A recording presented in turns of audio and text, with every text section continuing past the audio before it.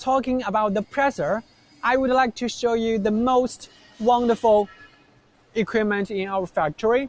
It is a double screw palm oil presser, which our clients love about this one, and it is the most popular equipment inside of our factory. And let me show you about the crude palm oils. The oils will go through about the meshes one by one to remove about the impurities. Really high efficiency.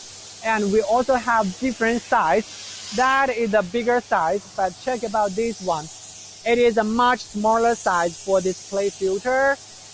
And even though we have a really smaller one, for example, like I will use palm fruit as an example.